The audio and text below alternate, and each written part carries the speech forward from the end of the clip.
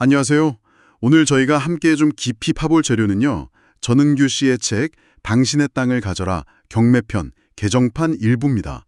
마침 국일증권경제연구소에서 최근에 개정판이 나왔는데 제가 읽어보니까요. 현재 부동산 경매 시장, 특히 토지 경매 분석이나 전략 면에서 정말 참고할 게 많더라고요. 그래서 오늘 이 책의 핵심 내용이랑 시사점 한번 짚어보겠습니다. 네, 이 책에서 가장 좀 눈에 띄는 주장이랄까요? 지금이 IMF 이후에 거의 30년 만에 온 최고의 기회다 이런 거거든요.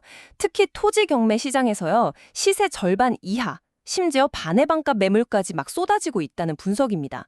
이게 과연 어떤 근거인지, 그리고 이게 우리 청취자분들께 어떤 의미가 있을지 한번 파헤쳐 보죠. 저자는 코로나 팬데믹 이후에요. 그 금리가 확 오르고 또 경기 침체 여파 때문에 2025년 이후로부터 경매 시장에 급매물이 엄청 증가할 거다 이렇게 봐요. 그리고 이런 기회가 최소 2026년까지는 이어진다 이렇게 예측하더라고요. 그러니까 아주 싼 가격에 사서 경기 좀 회복될 때 팔면 큰 수익을 얻을 수 있다 이런 논리인데 이 30년 만의 기회라는 주장이요. 청취자분들께는 구체적으로 어떤 의미일까요? 그냥 가격이 싸다 이것 말고 책에서 제시하는 다른 근거가 더 있나요? 물론 경제 위기 때 경매 물건이 늘어나는 건 일반적인 현상이긴 하죠. 근데 저자는 단순히 물건 수만 늘어난다는 걸 넘어서요. 토지뿐만 아니라 상가나 지식산업센터 같은 다양한 종류의 자산들이 저평가될 가능성이 높다. 이걸 지적합니다. 특히 중요한 건 이런 시기일수록 옥석을 가리는 전략이죠.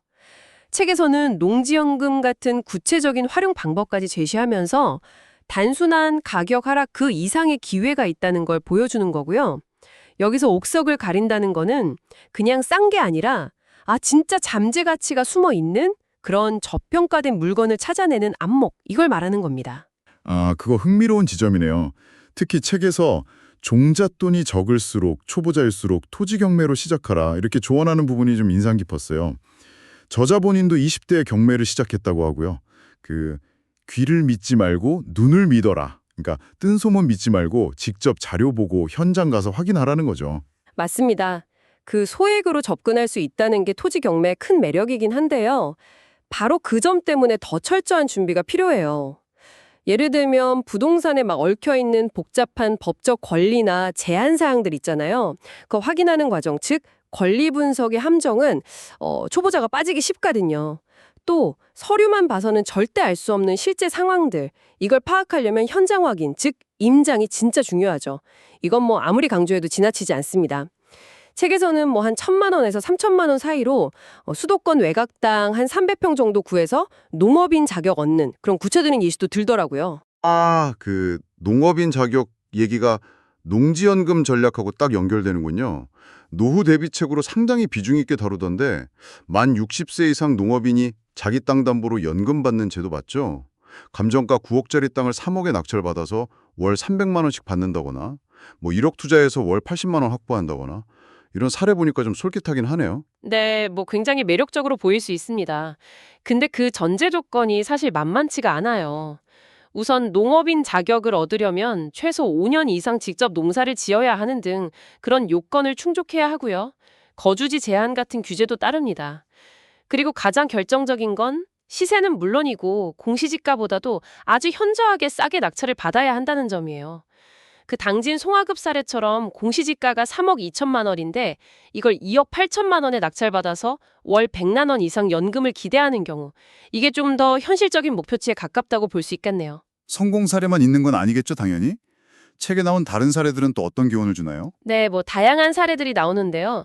예를 들어 충주 창고 부지는 겉으로 보기에는 문제가 좀 복잡해 보였어요. 기존 임차인이 대항력이라고 하죠. 새로운 주인한테도 권리를 주장할 수 있는 그런 힘을 가진 것처럼 보였는데 실제로는 점유하지 않는다는 걸 현장 확인하고 나서 11억짜리를 2억에 낙찰받은 성공 사례입니다. 와, 11억짜리를 2억이요? 대단하네요. 반면에 그 남양주 임야 사례는요, 감정가 대비 거의 10배 가까운 40억 원에 낙찰이 됐어요. 근데 저자는 기반시설 공사비나 이런 걸 고려하면 소위 승자의 저주, 그러니까 너무 비싸게 사서 오히려 손해볼 수 있다. 이런 가능성도 경고합니다. 그러니까 겉으로 드러난 문제 뒤에 숨겨진 가치를 보거나 아니면 반대로 너무 과열된 경쟁 때문에 위험한 가격에 덜컥 낙찰받는 경우, 이 두 가지가 다 있다는 거군요. 그 화성 땅 사례처럼 복잡한 권리 문제가 있어도 개발 호재를 보고 2년 만에 2배 수익 낸 경우도 있다고 하니 결국은 분석하고 판단하는 게 핵심이겠네요. 정확합니다. 그 표면적인 정보 너머의 잠재력을 읽어내는 통찰력, 그리고 냉정한 시장 분석, 거기에 더해서 위험을 감수하고 또 관리하는 능력, 이게 성공적인 토지 투자의 진짜 핵심 요소라고 할 수 있겠습니다. 네, 오늘 전현규 씨의 책 당신의 땅을 가져라 경매편을 통해서요. 현재 시장을 기회로 보고 토지 경매, 특히 농지연금 같은 전략을 활용하는 방안을 살펴봤습니다. 아까 말씀드린 대로 국일증권 경제연구소에서 나온 이 책 분석처럼 분명히 매력적인 기회가 될 수도 있겠다는 생각이 드네요. 네, 확실히 흥미로운 관점과 전략들을 제시하고 있습니다. 하지만 꼭 기억해야 할 점은요, 이런 기회를 진짜 내 현실로 만들려면 정말 철저한 조사와 분석, 그리고 법률이나 규제에 대한 깊은 이해가 반드시 필요하다는 겁니다. 제시된 성공 사례들, 그 이면에는 분명히 상당한 노력과 위험 감소가 뒤따랐을 거거든요. 청취자 여러분께서는 과연 이런 기회를 잡기 위해서 어느 정도의 시간과 노력을 투자하고 또 어느 정도의 위험을 감수할 준비가 되어 있으신가요? 이 질문을 한번 스스로에게 던져보시는 게 어쩌면 투자를 고민하는 첫걸음이 될 수 있지 않을까 싶습니다.